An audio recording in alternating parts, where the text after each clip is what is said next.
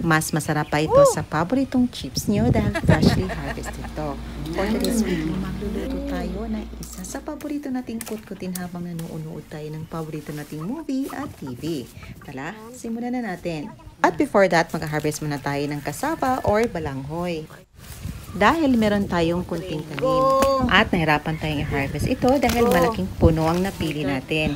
At medyo nahirapan tayo dito at parang hindi kinaya sa powers namin ang paghila ng puno ng cassava or balanghoy dahil malaki talaga.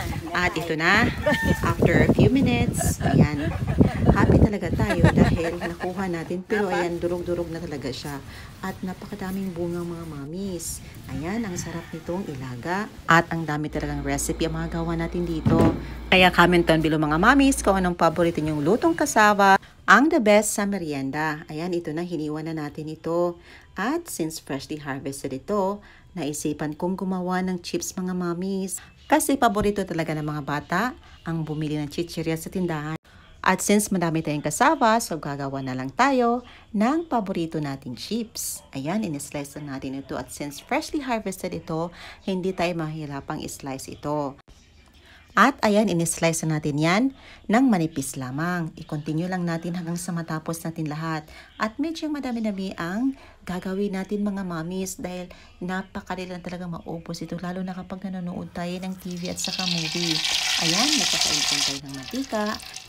At para ma-check natin mainit talaga ito, ilagyan na natin ito ng rock salt. At ayan, mainit na ready na for frying. Ilagay lang natin ng paisa-isa ang ating na-slice na cassava. And after a few seconds or a few minutes, makagawa na tayo ng masarap na chips.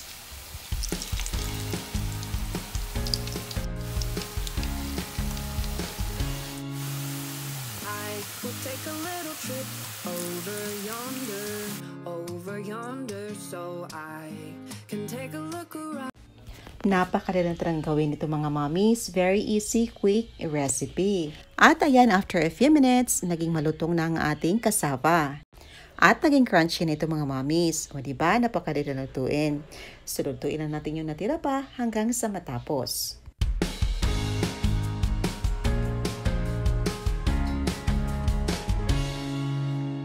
I will take a little trip over yonder. Ito na after a few minutes, luto na ang ating cassava chips. Medyo madami-dami ang niluto natin mga mamis dahil medyo kukulangin talaga ito pag kunti lang ang lulutuin natin. Ito na, lagyan na natin ito ng flavor. Pwede naman ganito lang mga mamis, simple lang, lagyan lang ng salt. Masarap din. But syempre, since mga bata, paborito talaga nilang cheese.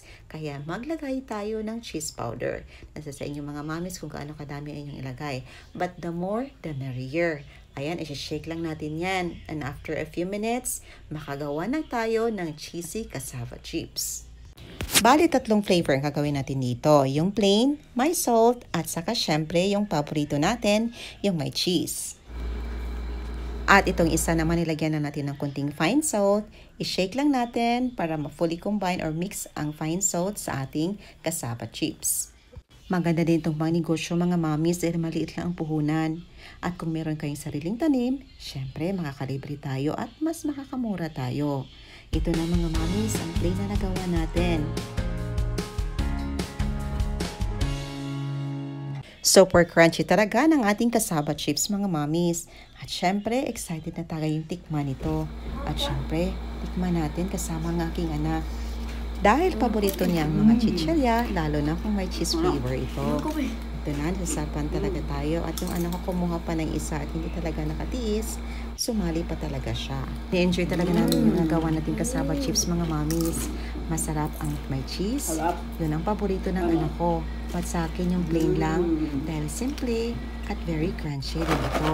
At dahil marami kaming nagawa, sinisave lang namin yung extra or natira sa sealed container. Ayan lang po mga mamis. Hoping yung subukan ito dahil napakasarap, napaka-crunchy, at syempre, super tipid ito. Lalo na kung meron kayong sariling tanim, pwede nyong gawing cassava chips. Ayan lang po. Thank you so much for watching. See you in my next vlog. God bless you all and stay safe.